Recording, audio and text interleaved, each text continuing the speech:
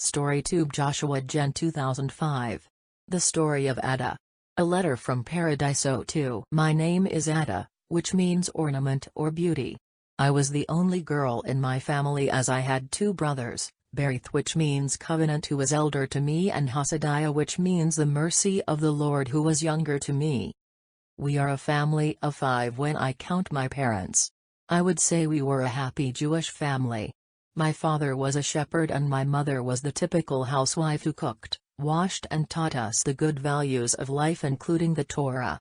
We possessed wealth as we had enough land in the area near the Lake of Galilee, Sea of Galilee. We observed Shabbath, but being young it was very difficult for us to be without playing, as we were into playing all the time. We had a friend by the name of Heel, which means God lives. His father was a fisherman. I came to know him at the age of 3 and I liked him more than my brothers. My brothers used to bully me at times, but Heel always made sure that I smile. He used to share everything with me, especially the sweetmeats his mother made at home, and in return, whenever my mother had something special prepared, I hid Heel's share until he came to play with us. As time went by, at the age of 13, I became a big girl. We had a small ceremony at our house and I heard my father proposing Heel to me, and Heel's father had no objections. He only said, "If God is willing, when time is right, may it will take place as we wish." So that's that. Though we were engaged to be married, we never went out alone, or Heel never made me sad or otherwise during this time. I was beautiful. Everyone in our neighborhood used to comment on me. When Heel visited our home, sometimes secretly he used to tell me how beautiful I am. That compliment always made my day, as he too was a very handsome young man who was getting trained to fish just like his father, as they owned boats. Then at the age of 16, my life was shattered. I hope you will understand that all women should go through the monthly purification process. When bleeding starts and stops on the 4th day, you need to go through the purification process for 7 more days to be 100% cleansed. This time it did not stop. I thought every day that tomorrow it will stop, but it did not. I had to tell this to Mom. We went and consulted our family doctor first, but the medicine he gave me was not good at all. According to our family doctor, this sickness is very rare, and he encouraged us by saying either it will stop on its own, or in the meantime he will go through his study books to find a cure. 1 month passed, 2 months passed, nothing good came on my way.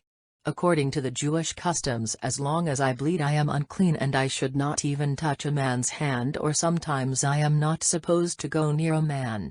After the 3rd month the beautiful body I had started to erode little by little. I started becoming thin by the day. In the meantime, my parents tried their best to get myself healed by taking me all over the place to many doctors. Also, this made our wealth shrink little by little, and after 1 year the strain started showing in the family. All this time my father used to go to the temple in Jerusalem every month to make a sin offering and sacrifice. Years went by fast and I was not cured. By the 4th year, I had only my bones and skin on me and very few recognized me. Someone had told my father that there is a very good doctor in Damascus, and he became determined to take me there. To do so, he sold half of what he had just to take me there and treat me. He hired a good comfortable carriage-type cart and started to travel to Damascus. It took nearly 15 days for the journey, and due to the jerks of the carriage, I bled more than normal, and by the time we reached Damascus I was nearly dying. I was there for nearly 2.5 months but never felt better even 1 day, or never cured. Finally, the doctor gave up on me. The only thing he said to my father was that I am a curse to the family and they should abandon me. My father did not do what he said, as he is my first love and he loved me so much. By the way, from the day I could remember, I was my father's child. We came back empty-handed, and after that, I told my parents not to spend any more on me, as my 2 brothers will be left with nothing if they do so. Even by the time I said it, most of our wealth we had were gone and we have become barely surviving. It made sense, and what remained my father divided into 5 and gave 2 parts each to my brothers and gave me 1 part. The only thing that was left for me was a 2-acre land and a few goats. As I had no strength in me, I gave the goats to my younger brother and prepared for my death any day. Heel has become a fisherman like his father and came to see me very often. When the catch was good he brought me a fish for cooking. The marriage is off as I have become an unclean person in front of the world. I am not supposed to touch a man or to see face to face with a man. Anyway, there was hardly anything that a man will see in me now, as I already looked like a 70-year-old woman. Simply a vegetable. In my land I got from my parents I managed to sow some olive plants, and as my sickness continued, I managed to build a little one-room hut with the help of my 2 brothers and never bothered them after that. I got a dry rations basket from my father every month, and that was more than enough for me to manage as I had enough water in my well. I know even though my brothers got married, they had to work hard to make a living. I am sure in their hearts they must be cursing me for causing all this bankruptcy. Heel refused to marry any other woman and decided he will live alone in his life. Only when he refused to marry another I understood his love for me. I remembered the good times we shared together were genuine. Most of the nights I cried out loud for him and fought with Jehovah my God. According to Jewish law, he can't marry a woman like me who is unclean. Therefore he decided to stay alone. When I look at him I really feel sad, as a man like him should marry and should have enough children by now. The olive trees I planted in my land now are big but yet to bear fruit. Sometimes when I look at the trees, I wonder whether I am under a curse or something, just as the doctor said in Damascus, because in Israel olives bear fruit fast. Now it is 11 years and 9 months to my sickness. The olive trees are more than 7 years old. Today I cannot go to a public place to have a bath as I am unclean. I am unable to do more than half of what other people do due to my sickness. This is when I heard of this healer Yahushua. When I heard of him as a healer, it brought me to hope once again. First I thought he had secret medicine with him to cure people. Then when time goes by I came to know he healed people by doing many things and most of the time commanding. I was not so ignorant to understand. To command sickness to leave he should have authority from God and from nowhere else. I heard thousands and thousands of people are following and flocking around him. I heard that he healed everyone who came to him. I heard when he spoke people received the words with burning hearts and repentance came automatically into their lives. I heard he had 12 disciples. I heard he slept wherever he is as he was traveling all day and preaching to people. From the time I heard of Yahushua, my heart was burning to see him and the hope of getting healed renewed. If only I could touch his feet, I will be healed. This thought never went out of my system. Then I heard one day he is coming to our area. I could not walk long because of my sickness, but for me to see him I have to walk 6 miles, and I took courage and thought, even if I die on the way still I will be happy as I have tried. Today it is more than 12 years to my sickness. I got up early and decided I should walk the 6 miles before sunrise. But today the sun came up early and the last 1.5 mile walk was agony. I managed to sit under a big tree near the road where he will pass and waited. The water I brought in the goatskin sack is over. It was a long wait for me as I was excited to meet my healer. Due to heavy multitudes following him and due to stopping by to address their needs he was getting late by the minute. Finally, he appeared in the far corner of the street and started proceeding towards me and to pass me where he was heading. Just before passing me he had to stop to listen to a man by the name of Jairus who looked very respectable. The crowd was immense. I knew that I could not touch his feet, but I knew that I will never get a chance to meet him again. By looking at the crowds I was discouraged, but inside me, a voice said this is the first and the last chance for me. I had no strength in my body and slowly I crawled to the middle of the road and then as he was passing, jumped on him to touch his feet, but too late as I only managed to touch the selvage of his garment. And sure enough, that touch instantly did something inside my body. Maybe it was like I am getting benumbed and going to die. Or maybe some kind of pleasure running from my head to toe, or it was like a burning sensation, but I knew the bleeding had stopped and Yahushua the healer stopped too. If I do not quote from his book now I am surely ungrateful. Therefore let's see what his words said about this incident, will you? Luke. Chapter 8, verses 43 to 48. 43 And a woman having an issue of blood 12 years, which had spent all her living upon physicians, neither could be healed of any. 44 Came behind him, and touched the border of his garment, and immediately her issue of blood staunched. 45 And Jesus said, Who touched me? When all denied, Peter and they that were with him said, Master, the multitude throng thee and press thee, and sayest thou, Who touched me? 46 And Jesus said, Somebody hath touched me, for I perceive that virtue is gone out of me. 47 And when the woman saw that she was not hid, she came trembling and falling down before him, she declared unto him before all the people for what cause she had touched him, and how she was healed immediately. 48 And he said unto her, Daughter, be of good comfort, thy faith hath made thee whole, go in peace. See also, Mark chapter 5, verses 25 to 34. 25 And a certain woman, which had an issue of blood 12 years, 26 And had suffered many things of many physicians, and had spent all that she had, and was nothing bettered, but rather grew worse. 27 When she had heard of Jesus, came in the press behind, and touched his garment. 28 For she said, If I may touch but his clothes, I shall be whole. 29 And straightway the fountain of her blood was dried up, and she felt in her body that she was healed of that plague.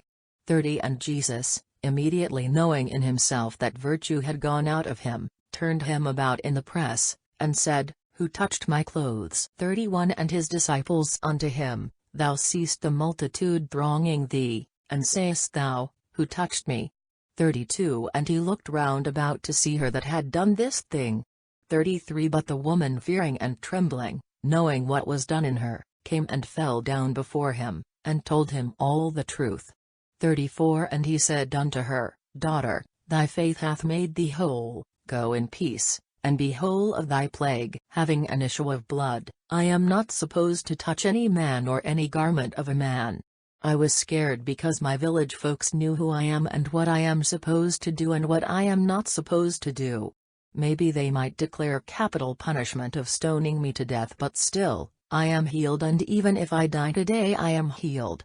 Does it matter? For 12 long years, I was dead and dying today for real. Will it matter? No, never. Apart from that, as I am healed now, will there be anybody to condemn me of touching the healer's garment? So when Jesus questioned who touched me, I had to go forward and say it is me. So I did, humble enough to fall at his feet when Jesus, after hearing me, said, Thy faith hath made thee whole, go in peace. I was already healed, and after coming home I wondered why he said what he said even after I was healed. It took a few months for me to understand what he said. Though I was healed instantly to make my healing whole, there are many things that should fall into place. When I was healed I was 28 years of age. I have missed 12 years of my prime young life. During these 12 years, I lost many things, but Yahushua, true to his word, made it whole, and peace was there all the time. As I reached my hut that day, it was evening. I had enough strength to go back to my hut. Reaching my hut, I managed to prepare a good lentil soup for me. After having it, I decided that I should go and appear in front of the high priest the next day. After 12 years of agony, I had a good night's sleep that day. When I got up in the morning, first thing I noticed was there were flowers in all of my olive trees. I had a good shower and put on the best dress I had and went straight to my parents and broke the good news to them. They called my 2 brothers and the 2 sisters-in-law with their children, and they were so excited and happy for me. My mother got ready quickly to go and see the high priest for the purification confirmation, and his wife examined me and said that I have said the truth.